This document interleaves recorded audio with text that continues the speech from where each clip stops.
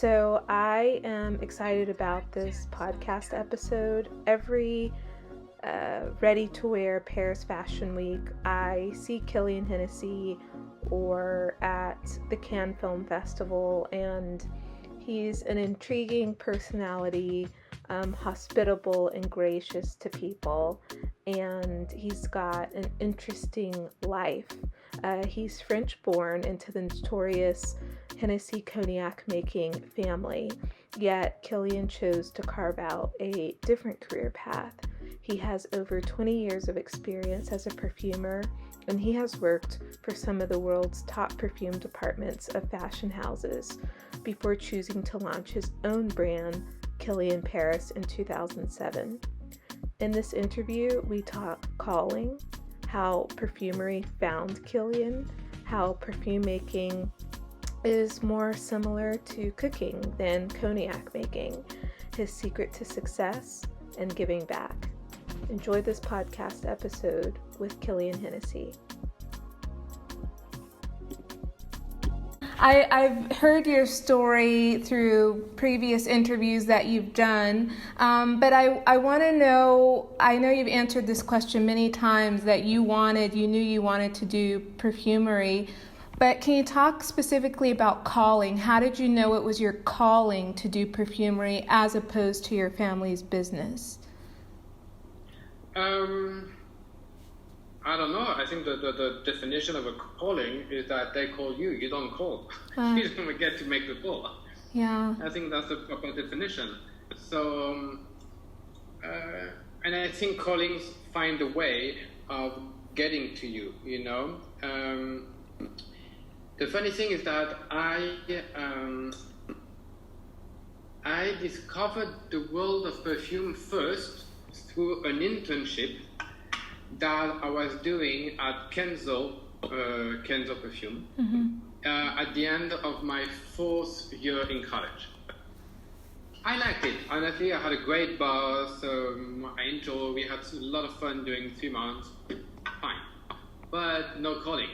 I talked about perfume. I worked on perfume advertising and semiology. I mean, my college degree, and fine.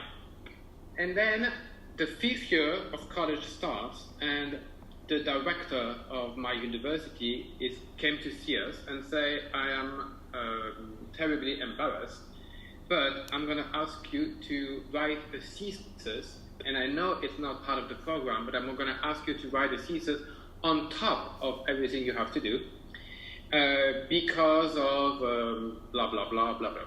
Anyway, it doesn't matter. What matters is that everybody was like, oh, we had already such a busy year and a short year, because in France, college starts October 1, and the last year ended up March 31st. So a 6 months college, right? And in 6 months, we have already so much to achieve. And so everybody went for easy. Yeah. Everybody went for, what do I already have information on? What documentation do I already have? Let's pick a subject that I know already a little bit. You know, people like, I'm going to go for the shortest path possible. And because I had just done an internship at Kenzo Perfume, it was easy for me to have a big part of my thesis dedicated to the semiology of advertising. Perfume advertising, right? Print perfume advertising. So already that was like, catching, done. And then I met a friend of my grandfather, because he was hired by my grandfather. His name was Maurice Roger. He was the president of Dior Perfume. And I talked to him, and I explained what I'm doing. And you know, in a French university, when you start a thesis, it's very compartmented. It's very coded, in the sense that you cannot do whatever you want. You have to follow you have to tick some boxes along the way. And one of the more important things is that you have to start your thesis by a question left unanswered by previous thesis. You know, when you finish a thesis, a question for another one to pick up the baton, in a way. And every thesis written on the world of perfume came down to the same question, frankly, which is, how can you talk about a sense that there is no common vocabulary amongst people to talk about it? In other words, if I say that your sweater is red, that's if I see correctly, Yes. As a French person, as a Chinese person, as an American person, as a Middle Eastern person, we're going to agree that the proper word to qualify, to describe your shirt in terms of color is the word red. If I play a do, a sound do, for everyone in the world, the sound do is a do, and there's no discussion. That sound is do.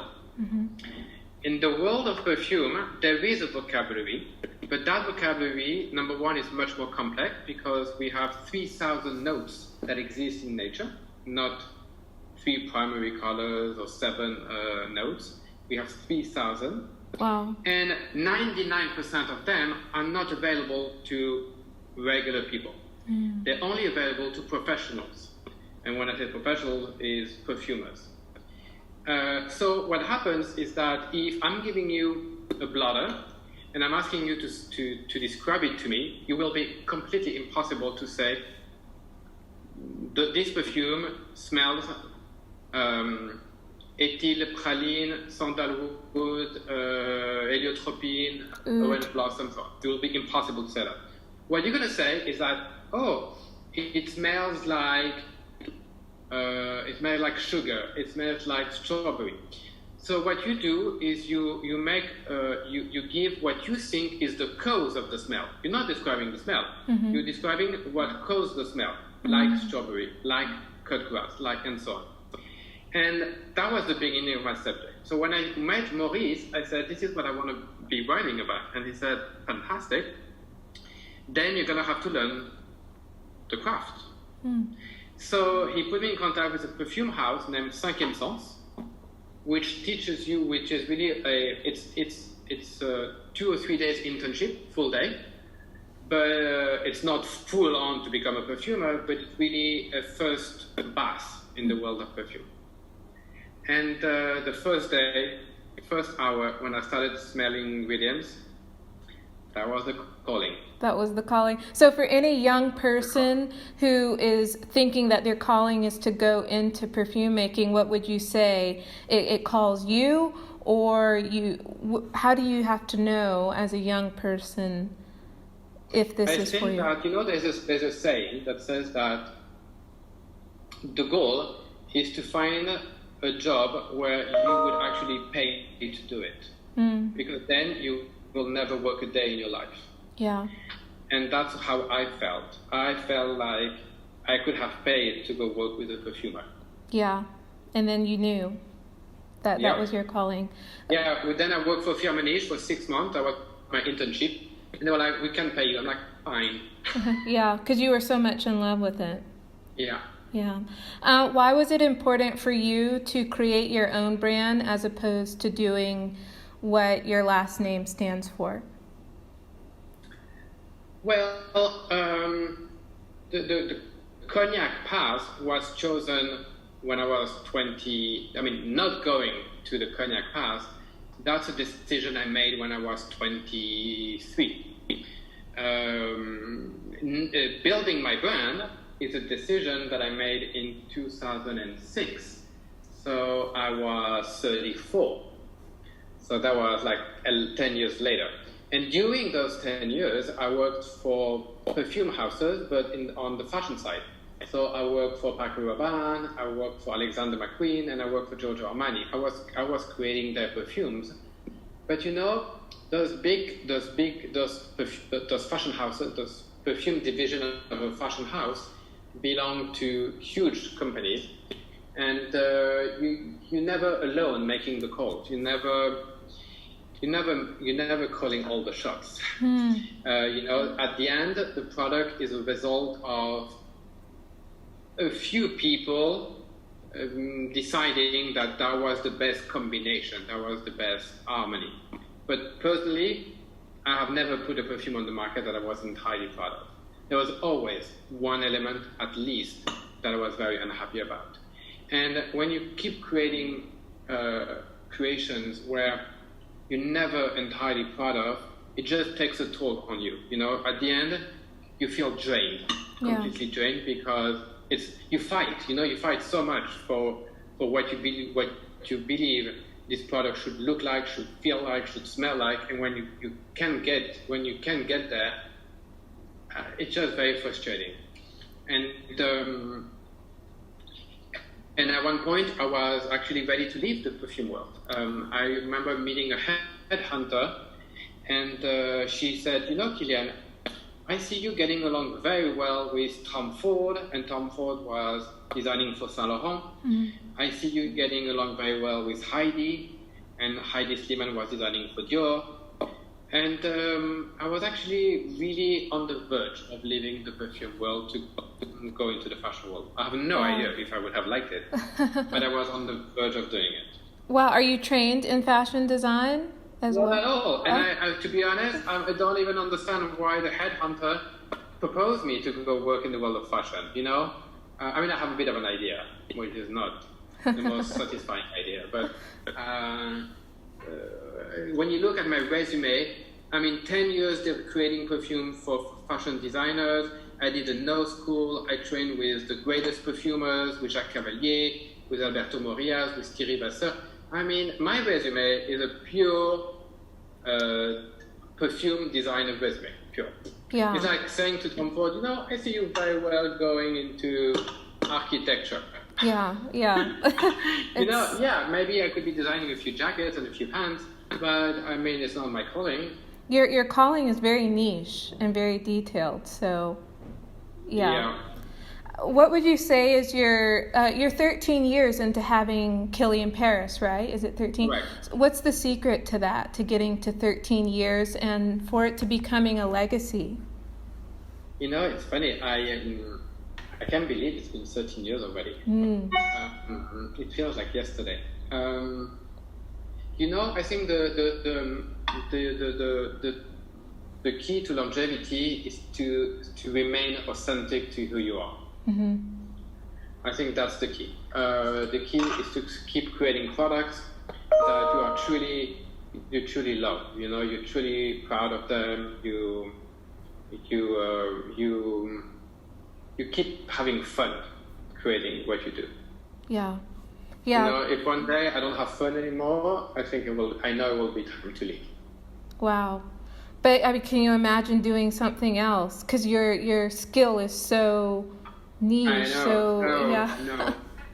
No, yeah. I don't. Actually, it's funny because I have a guy who is an astrologist, and he keeps telling me that perfume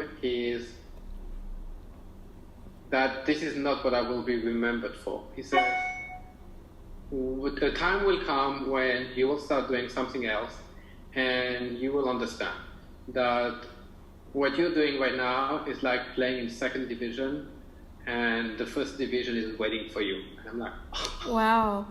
But someone like Helen Mirren, she went into acting quite late in life and her career really took off. So maybe you'll be an actor. I don't know. I have to. Yeah. Right now, I'm still enjoying what I do. Of course, that's great. Do your children have a desire to go into perfume making? Not at all. Okay, something completely different. Okay, so are there similarities between making cognac and making perfume? And would you say that the cognac family business prepared you, like in being able to identify scents, to the perfume world? Are they connected? I mean, it's still an alcohol that you put in a glass bottle, in a box, and that you sell on the shelf, you know. But I could tell you the same thing for a vitamin water. Yeah. So, in terms of the creation particular, yes and no. I could tell you that from a technical aspect, a maître de chai blends different coupe, different blends together, and it's a bit like us blending different notes together or different accords together. So I would say that the process is the same in a way. Again, in our world, we have so much more notes available.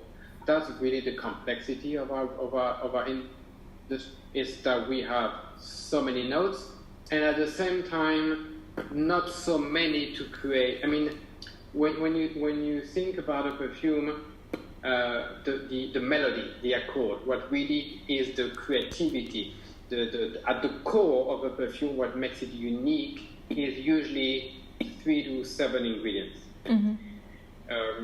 So everything is built on those 3 to 7 ingredients, and then the rest is how to make it a long-lasting, diffusing, whatever you want to call it, perfume.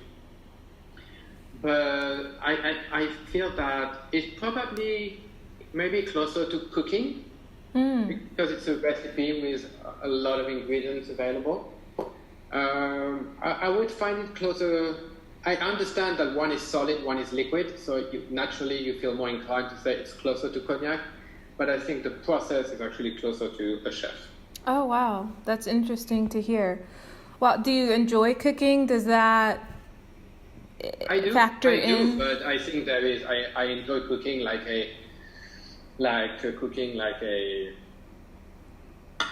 cooking for a family, not for fun. Like cooking for 3-star Michelin. Sure. Okay, so Western women and Arab women use, in my opinion, perfumes in 2 different ways. When you're making like your newest scents, Angel Share and Roses on Ice, do you keep women in mind in various regions around the world when you're making new scents, or you just make something okay? No, that I can't. If I'm going to be making a perfume exclusively for market, then of course, yes. But if I'm creating a perfume that I'm going to be releasing globally, no. What I'm trying to achieve is one thing and one thing only, is to express the emotion carried by the name. The name is my script. The perfumer is my actor or actress, and I'm working hand in hand with him or with her in order to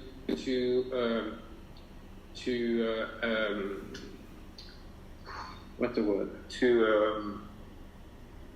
To create a good play, a good.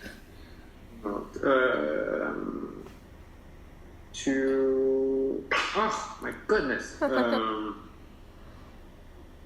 To express through a formula the emotion I'm trying to convey. That's the most important. And usually, really, that's the beginning, right? It's finding an accord, a melody, that will really be what I was expressing earlier, the first few 5, 10, 15 ingredients that really express the emotion I'm trying to convey. Then you have to build a perfume. And then I would say that the closer is to what my reality is Mozart, who said one day, I'm looking for little notes that love each other. And that's how we go with the world of perfume, is that once you have your main accord, your melody, then you have to start adding notes, and you have to find notes that are going to be accepted, are going to be loved by the original accord. And you know, it's very quick. You know, sometimes you're like, oof, it's horrible. There's a shock, and it can be a good shock, a bad shock. You know, because creativity is often something that has never been done and something that looks unusual in the perfume, like the mole for Cindy Crawford. You know? Yeah. You know, there's always a comparison that I say. Not a comparison, but a metaphor. You know, sometimes magazine, they tell you, this is the most beautiful woman. And they take the forehead and the eyes of blah, blah, blah, the nose of blah, blah, blah, and the mouth of a third one, right? It's the most on paper, the perfect mouth with the perfect nose with the perfect eyes. And you put all of that together, and then you see a woman that has zero personality and zero beauty and zero charm. Yeah. Because beauty, personality is not only beauty. You fell in love not about the most beautiful girl. You fell in love of the girl who you're going to remember. And you can remember her and usually remember someone for the default, not for the perfection. Yeah. And when you create the perfume, that's what you're looking for. You want at the same time an harmony in the scent, but I'm always looking for the imperfection that's going to stand out and make my perfume be remembered as unique. Yeah. Wow. So you're putting the scent first, the fragrance first, before you're thinking about like the market name first. Yeah. Because the name is my script. Yeah. Perfume second. Yeah. I see. And okay, can you talk a little bit about these two new scents, Angel Share and Roses on Ice, and the process that you went through in creating them? Yeah. So first of all, those two scents were created with two perfumers that I had never worked with, and that was by design, because I wanted to create this new olfactive family in the brand. I felt the need to be challenged. You know, when you work with perfumers for 20 years, at the end, they know exactly what I like and they know exactly what I don't like. And what I wanted is to be challenged and being proposed ingredients that I may not like.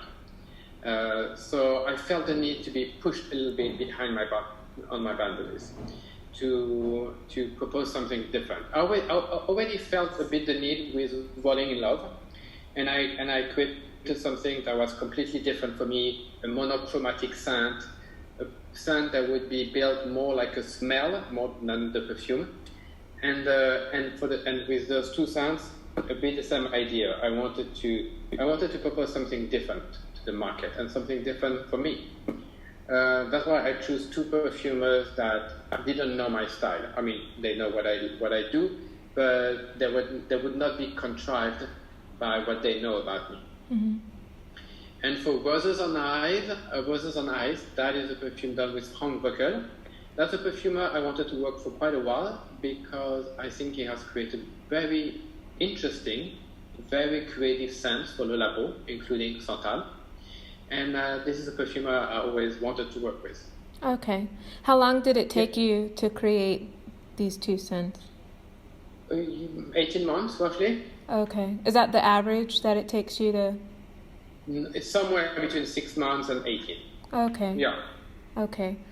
The Roses on Ice was quite easier because I could smell the melody in my head, in my nose, immediately. Because my wife drinks Hendrix gin on the rocks. And when I started to dig on the gin Hendrix, I found two things. One, which is a funny anecdote, is that Hendrix is not the name of the owner, it's the name of the gardener.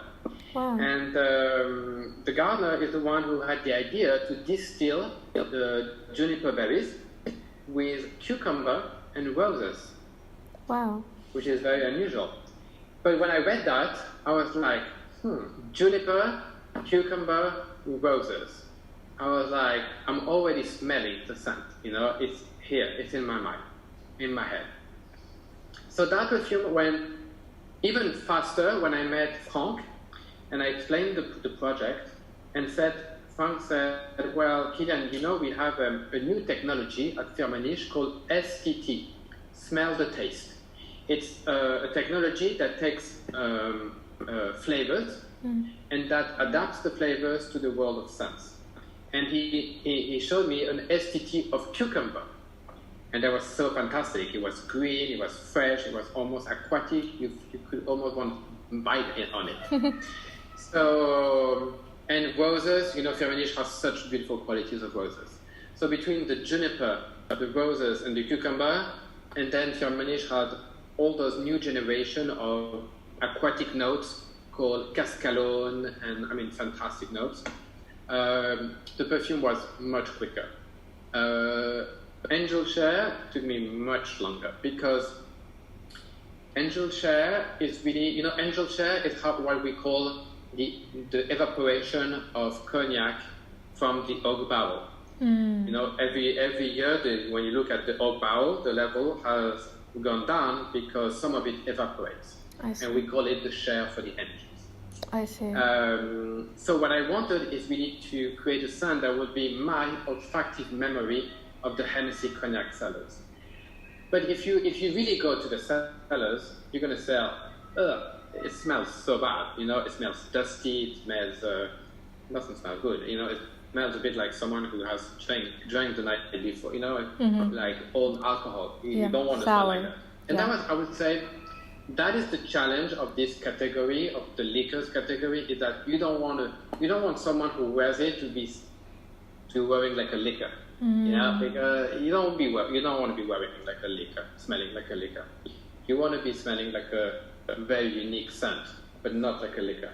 The liquor is really a script for me, a direction, an olfactive world. But it's an inspiration, but my goal is not to smell like it. It's to just be inspired by it, and there's a nuance. Yeah. And it's in the case of Angel Share, it's a much more complex scent, much more complex. But actually, it has become my favorite scent now. Yeah. There, when I was in your studio in Paris a couple of months ago, I was amazed by both scents. And another, leading to my next question, I have two last questions. I was blown away about your jewelry, your scented jewelry, and scented lipsticks. Like, those are amazing ideas. Can you get these two new scents in the jewelry as well? Like, can they be inserted? Yeah. Okay. The jewelry, the way it works is that there's a locket, and you place a ceramic inside. And that ceramic is a neutral porous stone that can be sprayed with any perfume of your choice. Okay. So you can spray it with Angel Share. In the case of lipstick, no, you cannot. The lipstick are scented with a perfume called Love Don't Be Shy. It's a long process, and we cannot switch scents like that. Where did you get the idea to put scents in jewelry and in lipsticks? It's funny. Jewelry, it has always existed. Back in the 16th, 17th century, men and women would be wearing those thing called pomander.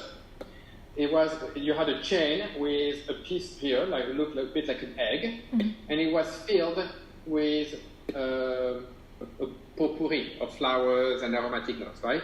And whenever men were crossing a street or a place that was olfactively unpleasant, then they would just bring the pomander to their nose and they would cross the street, okay? So the idea of having a piece of jewelry that is scented inside has always existed. If you read biographies of Marie Antoinette, she had perfume clips that were scented.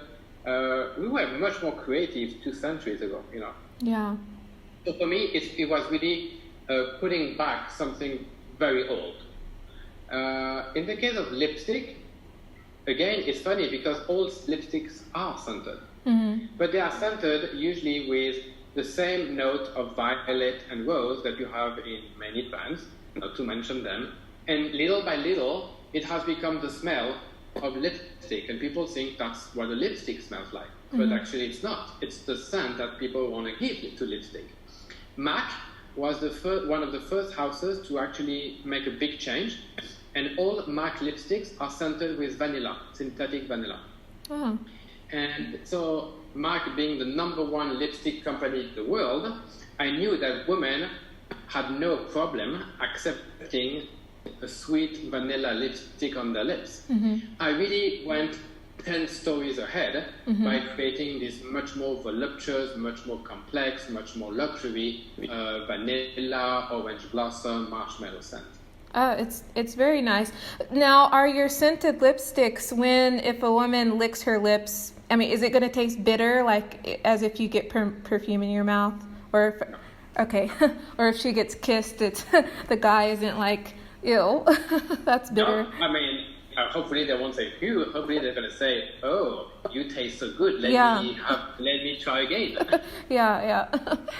Okay, so my last question. It's great how you're able to outwork your skills to create luxury perfumes, but are there ways in which your company gives back to the community, to poor people?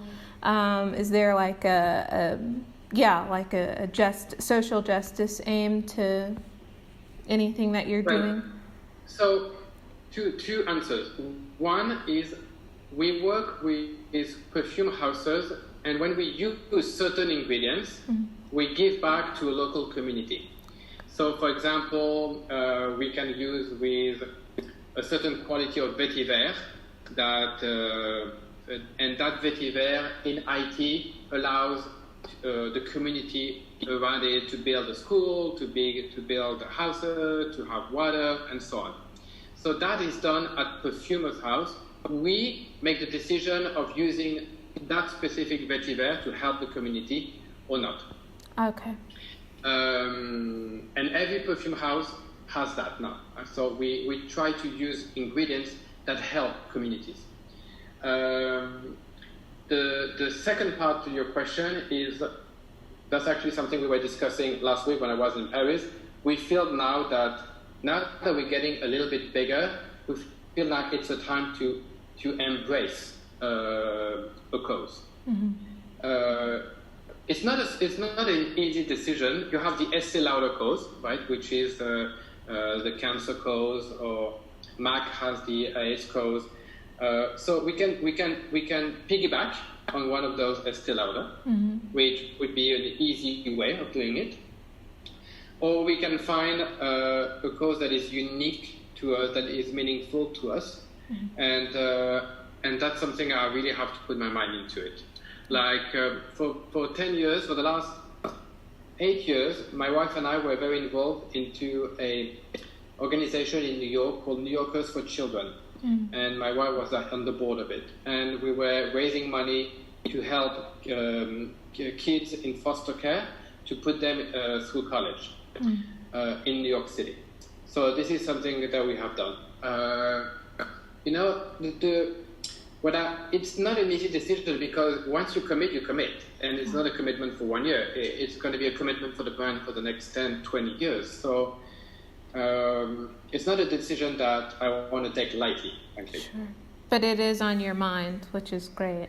There's a lot of things that we're trying to actually to change. We're also trying to change the way we think packaging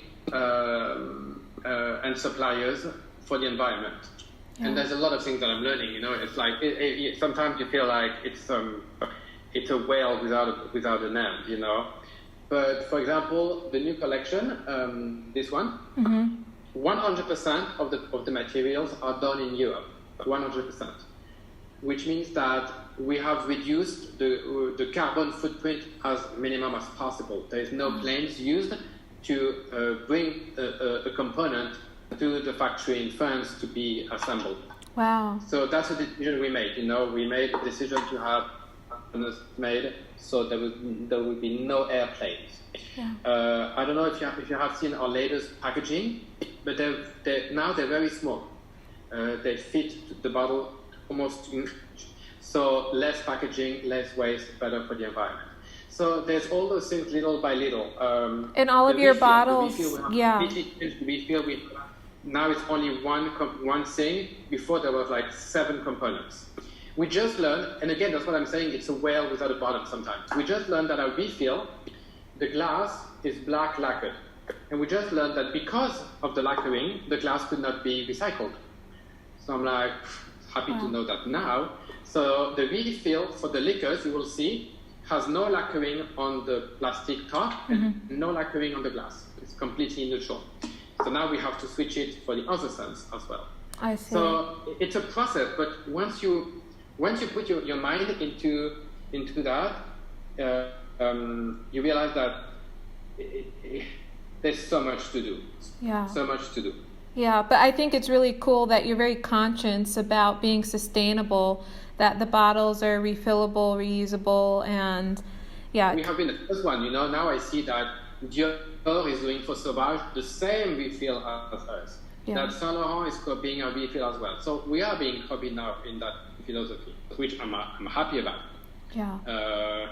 But yes, we have always had this eco-conscious. Now we want to go one step further because again, if you look at the Dior refill, the glass is black lacquered, so the glass will not be recycled. Yeah. So it's a humongous subject. It's a humongous subject, and we have done already so much.